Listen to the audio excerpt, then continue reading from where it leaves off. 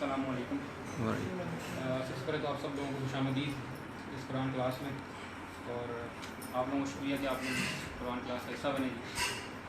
اور اس دعا کا شروع کروں گا میں کہ جو اللہ پاک نے مجھے موقع دیا آپ سامنے بیٹھ کر سورہ ماؤن کی وضاحت کرنے کا, اس کو میں مطلب حق کے ساتھ نبھا بھی سکوں اور جو اس کا پیغام ہے مکمل طور پر آپ تک پہنچا سکوں.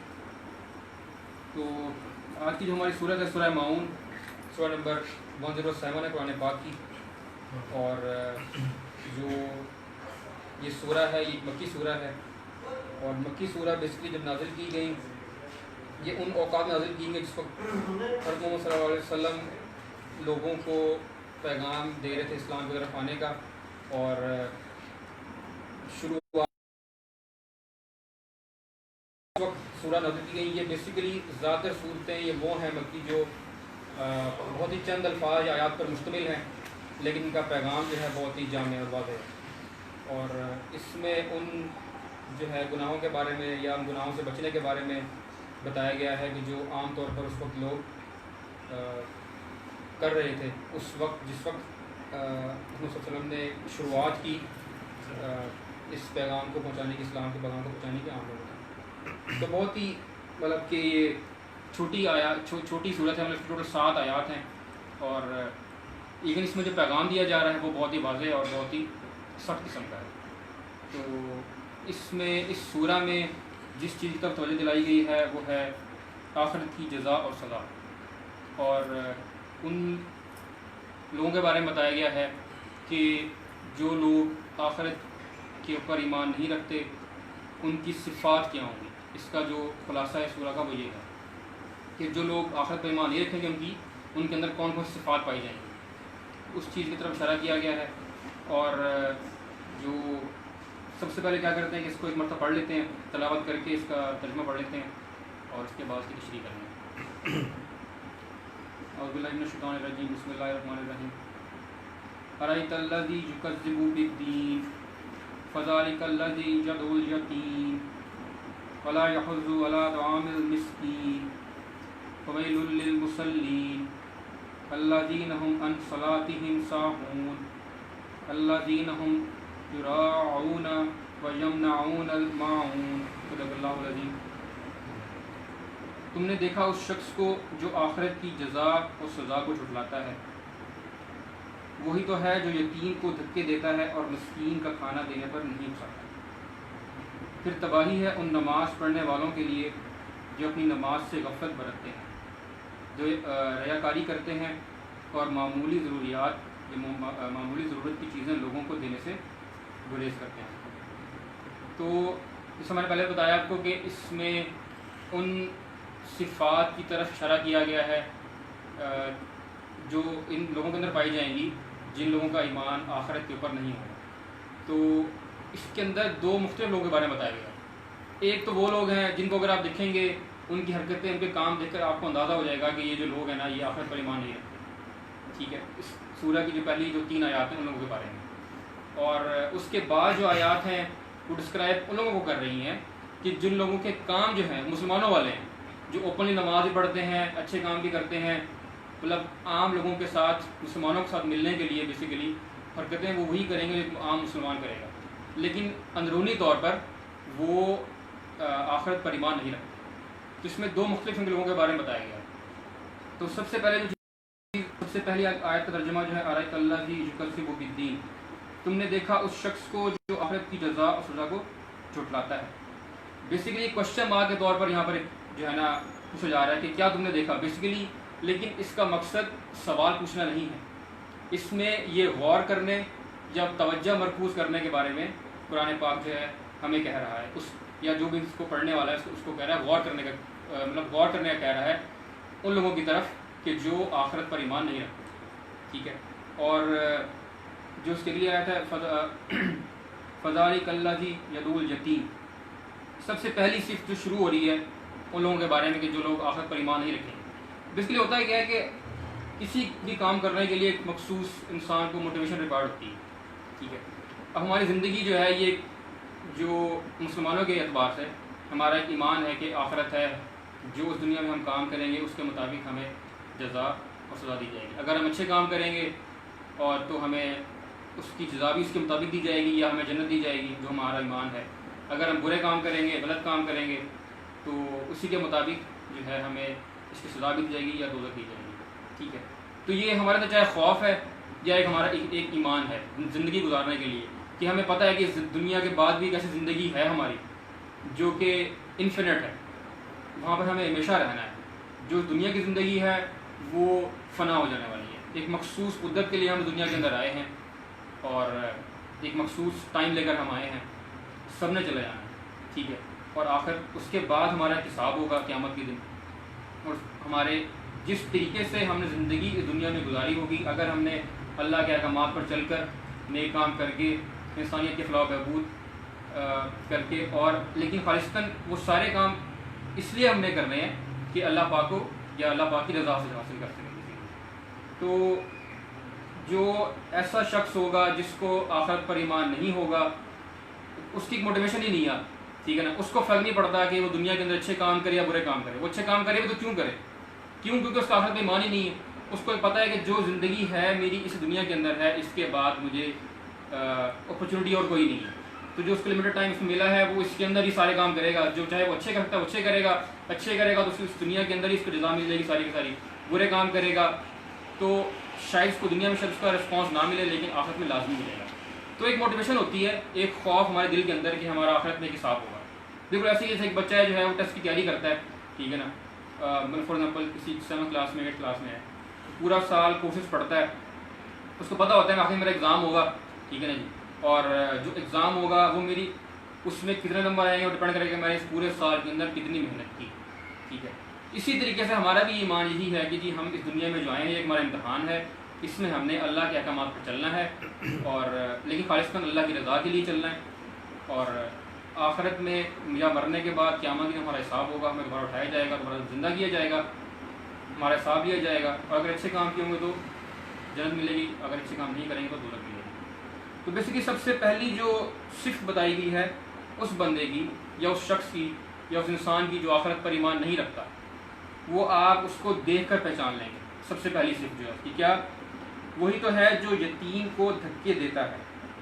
اس میں دھکے دینے سے مراد فزیکل بھی ہو سکتا ہے ٹارچر، کہ فزیکلی آپ اس کو لان تان کر رہے ہیں، آپ دھکے دے رہے ہیں، اس کو مار پیٹ کر رہے ہیں. ٹھیک ہے نا. دوسرا اس کا مقصد جو ہے حسن سلوک ہے.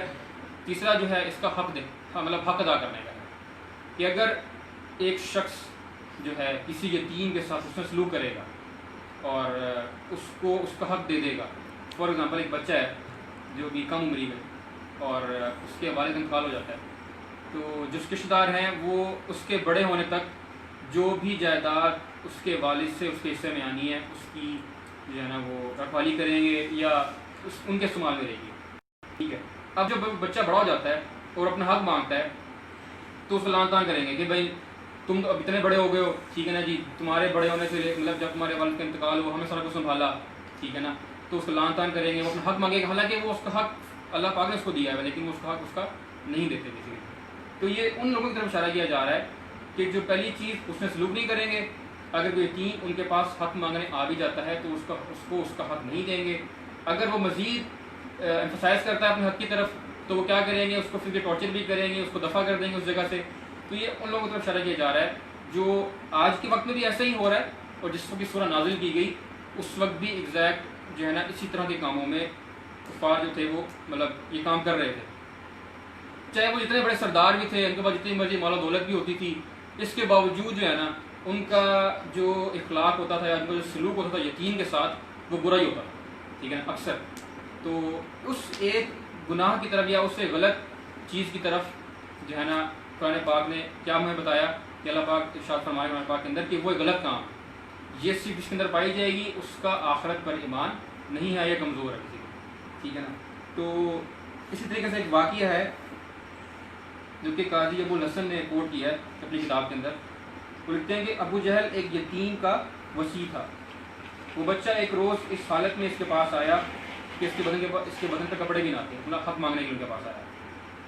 اس نے التجا کی کہ اس کے باپ کے چھوڑے ہوئے مال میں سے وہ اسے کچھ دے دے، مگر اس ظالم نے اس کی طرف توجہ نہ کی اور وہ کھڑے کھڑے آخر کار مایوس ہو کر پلٹ گیا.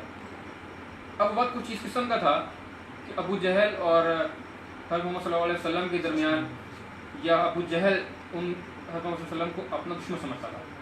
جو جوڑ کے لوگ تھے وہ سارا معاملہ دیکھ رہے تھے کہ جو ہے ٹیم آیا ہے اپنا حق مانگنے کے لیے ابو جہل کے پاس.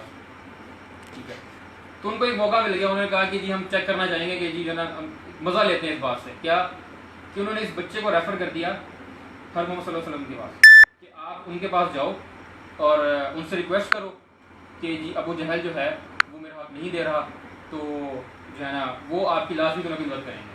ٹھیک ہے، تو قریش کے سرداروں نے اسی چیز کی طرف اشارہ کیا ہے اس بات کے اندر کہ قریش کے سرداروں نے شرارت اس سے کہا کہ حضرت محمد صلی اللہ علیہ وسلم کے پاس جا کر شکایت کرو، وہ ابو جہل سے سفارش کر کے تجھے تیرا مال دلوا دیں گے.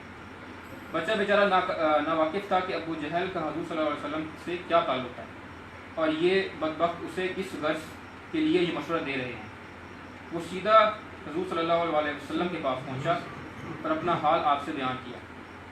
آپ اسی وقت اٹھ کر کھڑے ہوئے اور اسے ساتھ لے کر اپنے بدترین دشمن ابو جہل کے ہاں تشریف لے گئے. آپ کو دیکھ کر اس نے آپ کا استقبال کیا اور جب آپ نے فرمایا کہ اس بچے کا حق اسے دے دو تو وہ فوراً مان گیا اور اس کا مال لا کر اسے دے دیا. اب قریش کے سردار تھی، سارا واقعہ ہوا، ان کے پاس گئے اور اس نے تو دے دیا آسانی کے ساتھ سارا مال.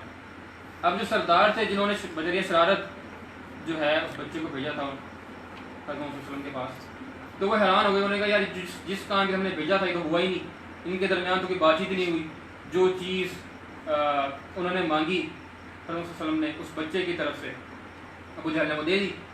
اب وہ لوگ پریشان ہونے کا بھی جب وہ چلے گئے بچے کے ساتھ تو حضرت محمد صلی اللہ علیہ وسلم تو ان سرداروں نے آ کر ابو جہل سے پوچھا کہ تم نے یہ کیا کیا. ٹھیک ہے نا، تم نے تو اس کو پہلے تو تم نے اس کو حق دیا ہی نہیں تھا. ٹھیک ہے نا، اب تمہارا دشمن تمہارے پاس آیا ہے، اس نے تم سے حق مانگا، اس بچے کا تم نے دے دیا، کہ کیا تم اپنے دین سے پھر تو نہیں گئے. اس کا رسپانس اس میں کیا تھا بیسیکلی، اس نے کہا خدا کی قسم میں نے اپنا دین نہیں چھوڑا، مگر مجھے ایسا محسوس ہوا کہ محمد صلی اللہ علیہ وسلم کے دائیں اور بائیں ایک حربہ ہے، مطلب نیزہ ہے، میرے اندر گھس جائے گا اگر میں نے ذرا بھی ان کی مرضی کے خلاف حرکت کی. تو اس واقعے سے میں یہ معلوم ہوتا ہے کہ اس زمانے میں بھی میں نے پہلے آپ کو بتایا کہ جو سردار تھے ان کے پاس پیسہ بھی تھا، مال و دولت بھی تھی، اس کے باوجود جو ہے ان کا سلوک یتیموں کے ساتھ کس قسم کا ہوا کرتا تھا. ٹھیک ہے نا، ان کا حق بھی مارتے تھے، ان کو لان تان بھی کرتے تھے، ان کا حق ان کو دیتے نہیں تھے. ٹھیک ہے نا، تو جس طرح میں نے بتایا کہ فزیکلی بھی دھکا دیتے تھے اور اس میں سلوک بھی نہیں تھا. تو اس چیز کو نگیٹ کرنے کے لیے یا بتانے کے لیے کہ جو چیز یا جو کام آپ کرتے ہیں یہ غلط ہے، اس سورہ کے اندر سب سے پہلے صرف بیان کی گئی اس بندے کی کہ جو آخرت پر ایمان نہیں رکھتا. میں دوبارہ ریپیٹ کرتا ہوں کہ تم نے دیکھا اس شخص کو جو آخرت کی جزا و سزا کو جھٹلاتا ہے. سب سے پہلی صرف وہی تو ہے جو یتیم کو دھکے دیتا ہے، اگلی صرف اور مسکین کا کھانا دینے پر نہیں اکساتا. اب جو ترجمہ ہے بیسیکلی یہ ہے کہ مسکین کا کھانا دینے پر، مسکین کو کھانا دینے پر نہیں، اس لیے یہاں پر کہا ہے. تو ان دونوں چیزوں کے اندر فرق ہے. مسکین کا کھانا دینے سے مراد یہ ہے کہ کوئی اس کا حق ہے جو اس کو ملنا چاہیے، دینا ہمارا فرض ہے اور ملنا اس کا حق ہے.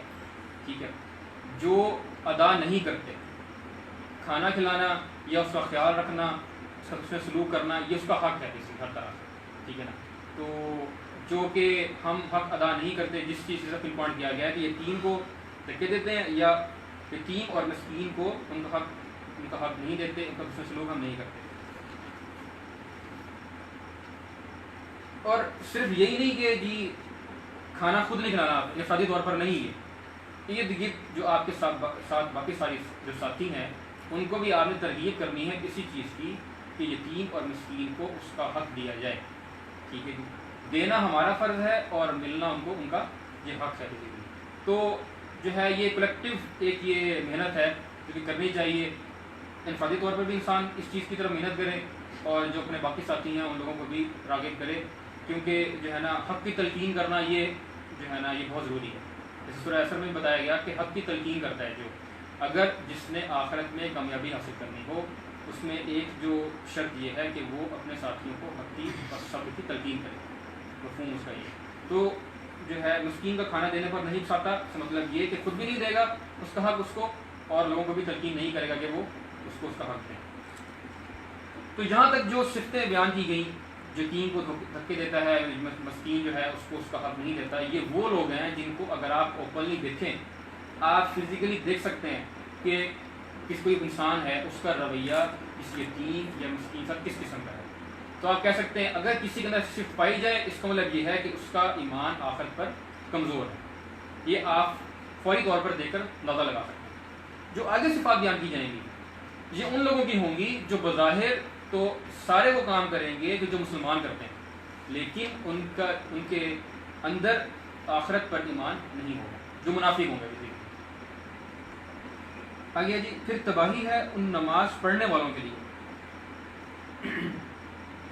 اس کی حدیث اس طرح سے ہے فویل للمصلین، کہ پھر تباہی ہے ان نماز پڑھنے والوں کے لیے. اب اس آیت کا مطلب بڑا ہی عجیب سا ہے، کس طرح سے کہ بتایا جا رہا ہے کہ صرف اس آیت کو پڑھا جائے تو کہ تباہی ہے ان نماز پڑھنے والوں کے لیے.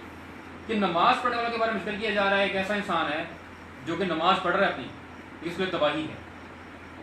وہ کیوں ہے وہ آگے بیان کریں گے. اس سے پہلے ویل فویل للمصلین، بیسکلی ویل کا ذکر کیا جا رہا ہے. ویل کا مطلب ہوتا ہے تباہی، ٹھیک ہے نا، یا بربادی. اسی طریقے سے ویل جو ہے دوزخ کی ایک پورشن ہے، ایک حصہ ہے جو کہ مخصوص کیا گیا ہے ان لوگوں کے لیے جو نماز پڑھتے ہیں، لیکن کس طرح سے پڑھتے ہیں وہ آگے بیان کیا جائے گا. مطلب کہ کہنے کا یہ ہے کہ ویل جو ہے دوزخ کا ایک مخصوص حصہ ہے جو مخصوص لوگوں کے لیے مختص کیا گیا ہے. اور اس کی آگ اس قسم کی ہے کہ دوزخ کے جو باقی پورشنز ہیں ان کی جو آگ ہے نا وہ اس آگ سے پناہ مانگتی ہے ہر روز 400 مرتبہ کہ اللہ پاک اس سے بچا لے کہ یہ آگ دوسری آگ کو بھی کھا جائے گی.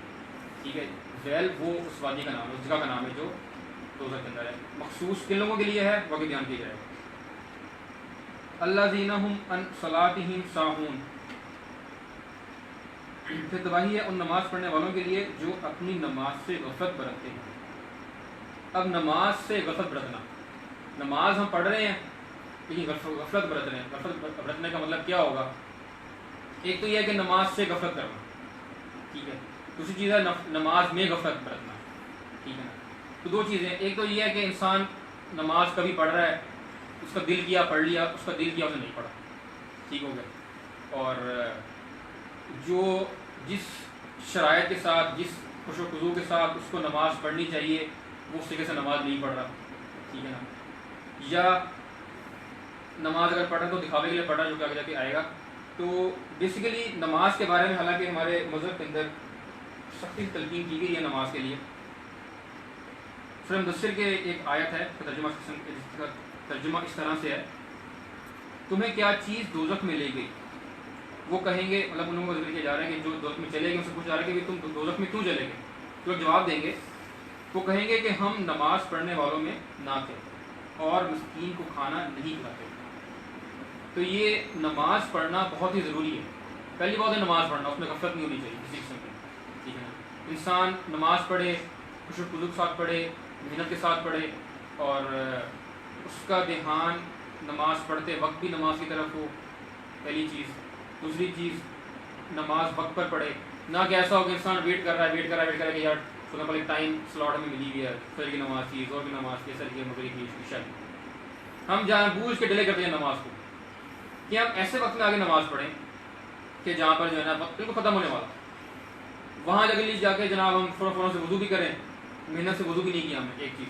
دوسری چیز ہم گئے بس ماتھے ہم نے مارنے زمین کے اوپر، ٹھیک ہے جی، فوراً سے مار کے اور جناب نماز پڑھ کے سر سے اتارنے والا کام کیا. تو یہ سر سے اتارنے والا کام بھی غفلت ہے. نماز کو پڑھنے کے کچھ آداب ہیں، ٹھیک ہے. اس کو محنت کے ساتھ تسلی کے ساتھ پڑھا جائے، اس کو پڑھنے کے لیے محنت کی جائے، وضو تسلی کے ساتھ کیا جائے، نماز تسلی کے ساتھ کی جائے، پڑھی جائے. تو یہ چیزیں کرنا بہت ضروری ہے. اگر ان چیزوں کو ہم نہیں کریں گے تو اس کا مطلب یہ ہے کہ ہم اپنی نماز سے غفلت کر رہے ہیں، ٹھیک ہے. تو یہ تو وہ لوگ ہیں کہ جو نماز پڑھ رہے ہیں لیکن غفلت کے ساتھ. جو لوگ نماز ہی نہیں پڑھتے ان کا حال کس قسم کا ہوگا اندازہ لگا سکتے ہیں. تو جو لوگ نماز پڑھ رہے ہیں لیکن غفلت برت رہے ہیں ان کا یہ حال ہے، ٹھیک ہے جی، ان کے لیے تباہی ہے. اسی طریقے سے ایک حدیث ہے، جس نے نماز کو قائم کیا اس نے پورے دین کو قائم کیا، اور جس نے نماز کو گرا دیا اس نے پورے دین کو گرا دیا.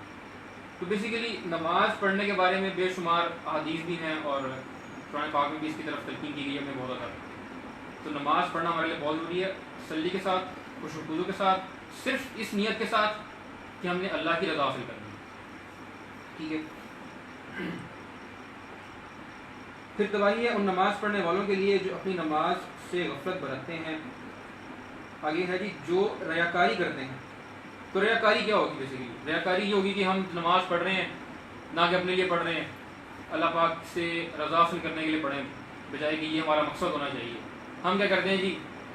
لوگوں کو دکھانے کے لیے پڑھیں گے. ٹھیک ہے نا جی. جب بالکل کوئی نظر آ گیا جی نماز پڑھ رہے ہیں ہم تسلی کے ساتھ آرام آرام سے سجدے بھی آرام سے کر رہے ہیں رکوع میں اور جناب ٹھیک ہے جی قیام اور سب کچھ، لیکن جب پتہ لگ گیا کہ بھی ارد کوئی بندہ نہیں ہے تو یا تو نماز پڑھیں گے نہیں، ٹھیک ہے، یا تو اگر پڑھیں گے تو ایسی پڑھیں گے کہ اس کو کوئی فائدہ نہیں ہے. ٹھیک ہے. تو کوئی بھی کام جو عمل صالح ہے، نماز پڑھنا، نماز، زکوٰۃ، روزہ، حج، زکوٰۃ، یہ جتنے بھی اس طرح کے جو ارکان ہیں ہمارے، یہ ہم نے اس لیے کرنے ہیں یا اس لیے ان کو کرنے کا مقصد ہمارا ہونا یہ چاہیے کہ ہم جو ہے اللہ پاک کی رضا حاصل کریں، نہ کہ ہم اس لیے کریں کہ ہم صرف لوگوں کو دکھائیں کہ ہم کرتے ہیں. دکھاوے کے لیے نہیں کرنا. ٹھیک ہے. تو دکھاوا کرنا اس کا کوئی فائدہ نہیں ہوگا، آخرت میں اس کا جو ہے ذرا برابر میں ہمیں سے کوئی اجر نہیں ملے گا.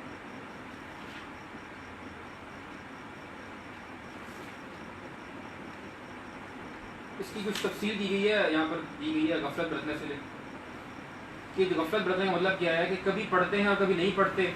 پڑھتے ہیں تو اس طرح کہ نماز کے وقت کو ٹالتے رہتے ہیں، اور جب وہ بالکل ختم ہونے کے قریب ہوتا ہے تو اٹھ کر 4 ٹھونگے مار لیتے ہیں. جس طرح مرغی ہوتی ہے نا، ٹھونگے مارتی ہے بس فوراً سے. ٹھیک ہے نا. اس طریقے سے نماز پڑھتے ہیں. یا تو یہ غفلت برتنا ہے. ہم نے اس کی تسلی کے ساتھ نماز نہیں پڑھی تو یہ غفلت ہے. یا نماز کے لیے اٹھتے ہیں تو بے دلی خط اٹھتے ہیں اور بد دل نہ خواستہ پڑھتے ہیں، مطلب دل نہیں کر رہا، ایسے ڈھیلے ڈھالے جا کے نماز پڑھنے کے لیے جائیں گے اور بندے کو لگ رہا ہوگا دیکھیں گے اس کو دل ہی نہیں کر رہا نماز پڑھنے کا. ٹھیک ہے نا. نماز پڑھنے جاتے ہیں تو ایسا کہ جیسے کوئی مصیبت ہے جن پر نازل ہو گئی ہے. کپڑوں سے کھیلتے ہیں نماز کے دوران میں، جمائیاں لیتے ہیں، خدا کی یاد کا کوئی شائبہ تک ان کے اندر نہیں ہوتا، مطلب ان کو اس چیز کا احساس ہی نہیں ہے کہ وہ کس ذات کے سامنے کھڑے ہوئے ہیں. ٹھیک ہے جی. اور پوری نماز میں نہ ان کو یہ احساس ہوتا ہے کہ نماز پڑھ رہے ہیں اور نہ یہ خیال رہتا ہے کہ انہوں نے کیا پڑھا. پڑھ رہے ہوتے ہیں نماز اور دل کہیں اور پڑھا رہتا ہے. بیسیکلی یہ سارے کام جو ہم کریں گے، سارا کام اگر ہم کریں گے تو یہ سارا کچھ غفلت ہے نماز کے ساتھ. جبکہ نماز پڑھنے سے ہماری زندگی کے اندر تبدیلیاں آنی چاہیے. ٹھیک ہے نا. اگر تبدیلیاں نہیں آ رہی تب بھی ہمیں غور فکر کرنا چاہیے کہ نماز ہم پڑھ رہے ہیں اگر نیت کے ساتھ تو جو تبدیلی اس کے ساتھ منسلک ہے، جو پازیٹیو چینج ہمارے زندگی کے اندر آنا چاہیے وہ نہیں آ رہا. تبھی ہمیں سوچنا چاہیے کہ کیوں نہیں آ رہا. تو کون سی چیزیں ہیں پازیٹیو جو ہے نا چینجز جو انسان کے اندر آتے ہیں نماز پڑھنے سے؟ چند میں سے یہ ہیں کہ وقت کی پابندی کرنا، اطاعت، نظم و ضبط، بندگی رب اور صبر و تحمل، شکر، مساوات اور پاکیزگی. پاکیزگی کس چیز کی؟ جسم کی، کپڑے کی، خیالات کی اور جگہ کی. تو یہ ساری وہ چیزیں جیسے وقت کی پابندی کرنا، ہم اگر پوری محنت کے ساتھ نماز پڑھیں، نماز کو اس کے وقت پہ پڑھیں، 5 وقت کی نماز میں پڑھیں گے تو ہمارے اندر یہ چیز جذبہ پیدا ہو جائے گا. آہستہ آہستہ آٹومیٹکلی ہماری روٹین بن جائے گی کسی بھی کام کو اسی کے اصل وقت پر کرنا. وقت کی پابندی ہو گئی، اطاعت ہو گئی، نظم و ضبط ہو گئی، سارے اکٹھے جا رہے ہیں نماز پڑھنے کے لیے، مسجد میں اکٹھے کھڑے ہو رہے ہیں، نماز پڑھ رہے ہیں. نظم و ضبط ہو گیا، صبر و تحمل اور شکر اور مساوات. تو یہ پازیٹیو چینجز ہیں جو ہمارے اندر نماز پڑھنے سے آنے چاہیے. اور غفلت برتنے کا مطلب کیا ہوگا کہ ان میں سے کوئی بھی چینج نہیں آیا، بس وقت گزار رہے ہیں نماز پڑھی، لوگوں کو دکھانے کے نماز پڑھی، یا ریاکاری. تو جو آخری صرف بیان کی گئی ہے اس سورہ کے اندر اس شخص کی کہ جو آخرت پر ایمان نہیں رکھتا اور معمولی ضرورت کی چیزیں لوگوں کو دینے سے گریز کرتے ہیں. اس کے بھی پڑھ لیتے ہیں. الذین هم یراعون معون، اس لیے سورہ کا نام بھی ہے اور اس سورہ کا آخری لفظ بھی ہے. معون کا مطلب ہوتا ہے کہ وہ چھوٹی موٹی چیزیں جو انسان کسی دوسرے انسان سے بلا تکلف مانگ لیتا ہے. جیسے کہ پانی مانگ لیتے ہیں، کسی سے بھی مانگ لیتے ہیں، امیر غریب سب کوئی فرق نہیں ہوتا ہے اس کے اندر. ٹھیک ہے نا. یہ جیسے کہ فلاں ہم فلیٹ کے اندر رہتے ہیں، سامنے فلیٹ کے اندر ہم کوئی کھانا بنا رہے ہیں، کسی کمی ہوگی، نمک، چینی، ٹھیک ہے نا، چھوٹی چھوٹی چیزیں ایسی جن کو کسی سے مانگنے سے ہمیں تکلف نہیں آتا. ٹھیک ہے نا. تو یہ وہ چیزیں، معون سے مراد وہ تمام چھوٹی موٹی چیزیں جن کو اگر ہم کسی دوسرے انسان سے مانگیں تو ہمیں تکلف محسوس نہیں ہے. تو وہ ساری چیزیں ترجمہ سے کیا ہے کہ اور معمولی ضرورت کی چیزیں لوگوں کو دینے سے گریز کرتے ہیں. یہ چھوٹی موٹی چیزیں جن کو ہمیں مانگتے ہوئے کسی سے تکلف محسوس نہیں ہو رہا، ٹھیک ہے نا، وہ بھی کسی کو نہیں دے رہے. مطلب ہمارا دل اتنا تنگ پڑ گیا ہے کہ کوئی ہم سے نمک مانگنے کے لیے آ گیا ہے، کوئی چینی مانگنے کے لیے آ گیا ہے ضرورت کے وقت، ٹھیک ہے جی، پانی مانگنے کے لیے آ گیا ہے، یہ وہ چیزیں ہیں جن کو دینے سے ہمارے اندر کوئی کمی نہیں آ جائے گی. فار ایگزامپل کھانے میں کتنا نمک ڈل جاتا ہوگا, چینی فار ایگزامپل 4 چمچ 5 چمچ ڈل جائیں گے, اس سے ہماری چیز کے اندر کوئی فرق نہیں آ جائے گا بہت زیادہ, ٹھیک ہے نا. تو چھوٹی موٹی چیزیں ایسی ہیں جو کہ دینا بہت ضروری ہے. اگر نہیں دیں گے تو ہم کن لوگوں کے اندر آگے کہ جو لوگ آخرت پر ایمان نہیں رکھتے, ٹھیک ہے نا. تو یہ ایک بہت بڑی چیز ہے جس کو ہم بہت معمولی سمجھتے ہیں. فار ایگزامپل کوئی بندہ مانا جاتا ہے ہمارے گھر میں کوئی چیز, ٹھیک ہے نا, تو ہمیں پتہ کہ بندہ ہے جو باہر مانگنے کے لیے آیا, کچھ مانگنے کے لیے, نمک مانگنے کے لیے آیا. ہمارے ذہن میں خیال کیا چل رہا ہے کہ جی یار آج یہ نمک مانگنے کے لیے آیا ہے, ٹھیک ہے, کل جو ہے نا یہ چینی مانگنے کے لیے آئے گا, ابھی تھوڑی مانگنے کے لیے آیا, کل کو زیادہ مانگنے کے لیے آئے گا, ایسا بڑھتا جائے گا. ہمارے ذہن میں خیال چل رہا ہوتا ہے, ٹھیک ہے نا. یہ بہت بری چیز ہے. جبکہ ہمیں قرآن پاک میں کہا جا رہا ہے کہ یہ جو چھوٹی چھوٹی چیزیں یہ دینا, یہ دینی چاہیے. اگر نہیں دو گے تو گناہ ہے. تو اس طریقے سے ہمیں جو کوئی ضرورت کے وقت ہم سے کچھ مانگنے کے لیے اگر آ بھی جائے تو ہمیں اس کو وہ چیزیں دے دینی چاہیے, ٹھیک ہے. تو یہ میں ریپیٹ کرتا ہوں, کچھ بیسیکلی سورہ کے اندر صفات بیان کی گئی ہیں ان لوگوں کی جو لوگ آخرت پر ایمان نہیں رکھتے. یہ سورہ جو ہے آخرت کی جزا اور سزا کے حوالے سے بہت امپورٹنٹ ہے. ہمیں متوجہ کیا جا رہا ہے ان لوگوں کی طرف کہ جو لوگ آخرت پر ایمان نہیں رکھتے. ان میں کس کس قسم کی صفات پائی جاتی ہیں. سب سے پہلی چیز کیا ہوگی کہ یتیم کو ساتھ نہیں دیں گے, مسکین کو کھانا دینے پر نہیں کھاتے لوگوں کو, مطلب خود بھی نہیں دیتے, لوگوں کو تلقین بھی نہیں کرتے. تیسری چیز کیا ہے کہ آپ جو ہے نماز, پہلی بات تو یہ کہ پڑھتے تو ہیں لیکن اس میں غفلت برتتے ہیں. غفلت کیا برتتے ہیں کہ وقت پر نہیں پڑھیں گے, دل سے نہیں پڑھیں گے, ٹھیک ہے نا, بس وقت گزاری کے لیے پڑھیں گے, لوگ کھانے کے لیے پڑھیں گے. آگے بھی آ رہا ہے کہ ریاکاری کریں گے. ہم جو بھی اچھا کام کریں گے بجائے کہ خالصتاً اللہ کی رضا کے لیے کریں, ہم دکھاوے کے لیے کریں گے.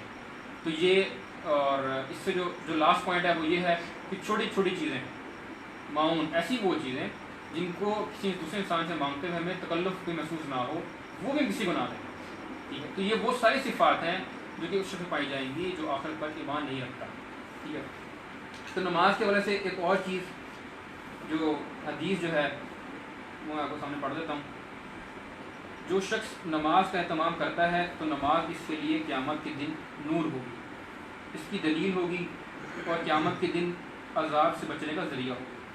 اور جو شخص نماز کا اہتمام نہیں کرتا اس کے لیے قیامت کے دن نہ نور ہوگا, نہ کوئی دلیل ہوگی, نہ عذاب سے بچنے کا ذریعہ ہوگا, اور وہ قیامت کے دن فرعون, قارون, حامان اور ابی بن خلف کے ساتھ ہوگا. مطلب کہ نماز, صرف نماز کا تذکرہ کیا جا رہا ہے یہاں پر کہ نماز کو آخرت میں ہمارا حساب کس قسم کا ہوگا. تو آخرت پر ایمان رکھنا ہمارے لیے بہت ضروری ہے. یہ ہماری موٹیویشن بھی ہے اور ایک ہمارے دل کے اندر خوف بھی ہے کہ اگر میں کوئی برا کام بھی کروں گا نا تو مرنے کے بعد اسے حساب ہوگا. ہماری یہ